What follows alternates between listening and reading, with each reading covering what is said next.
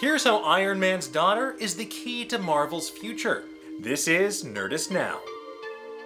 We may not wind up with any Marvel movies in 2020, but thanks to reports that Lovecraft country star Jonathan Majors is joining Ant-Man 3 as the time-traveling villain Kang the Conqueror, we thankfully have new clues about the Marvel Cinematic Universe's future. Remember back in Avengers Endgame when Tony Stark said, "You mess with time, it tends to mess back"? Well, those words are going to turn out to be awfully prescient because Kang the Conqueror is an iconic villain in Marvel Comics who has the potential to become the new big bad for the entire Marvel Cinematic Universe. I'm talking Thanos level. Now, according to a new theory from Nerdist's own Rosie Knight, Tony Stark's daughter, Morgan, could be the key to a crucial component of Kang's story, the formation of the Young Avengers, and the future of Phase 4 and 5 as we understand them. And while this is still just a theory, it's all speculation, if we're right about this stuff, it could be considered a spoiler. So if you're worried about that kind of thing, I don't know, make like the Hulk and go eat a taco or something. Still with us? Great. Okay, first and foremost, you need to know that Kang the Conqueror is a character with many identities from across space and time. The most important identity for the purpose of this theory, though, is Nathaniel Richards, a 31st century descendant of Reed Richards, who in one iteration becomes the superhero Iron Lad rather than a time-traveling tyrant. So how do we go from I Love You 3000 to Young Avengers? Well, it's all connected to Morgan Stark and a very specific issue of the comics. Alan Heinberg and Jim Cheung's Young Avengers #2, which gives context as to how and why Kang the Conqueror came back from the future to become the superhero known as Iron Lad. In that comic, Kang visits a teenaged version of himself in order to prevent a childhood bully from nearly killing him, beating him up so badly he gets hospitalized.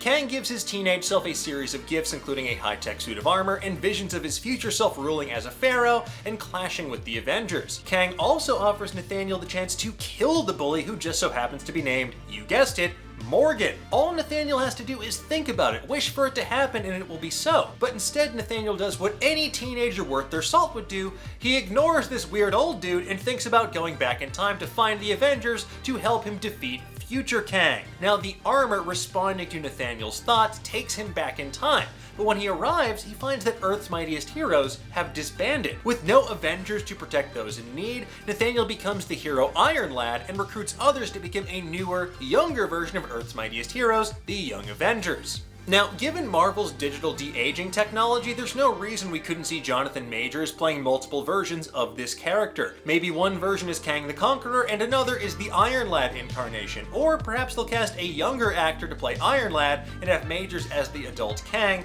who will grow into this role of the next big bad of the Marvel Cinematic Universe Phase 4 and even Phase 5. As Rosie notes in her theory, we could see Kang coming back in time to kill Morgan Stark, who maybe in the future puts Kang in grave peril, only to then connect with this young girl and become conflicted. Maybe when warned that Morgan will have a major impact on Kang's life in the future, the teenage Nathaniel is horrified by the idea of killing a child, so he decides to protect her instead. And if so, perhaps we could initially see Nathaniel as an ally in Ant-Man 3, which would make his ultimate turn to the dark side even more powerful as he becomes this new Thanos-level villain in the MCU. Maybe he'll even mentor Morgan Stark, helping her follow in her departed father's footsteps to become Iron Lass instead. After all, with characters like Kate Bishop coming to the Disney Plus Hawkeye series, Cassie Lang, aka Stature in the Ant-Man movies, and Wiccan and Speed appearing in baby form in WandaVision, it seems all but certain that Young Avengers is in the future of the Marvel Cinematic Universe. Now, that issue of Young Avengers is also significant for Cassie Lang, because in that comic, she breaks into Avengers Mansion to steal her father's gear, only to get stopped by Hulkling, Wiccan, and Patriot,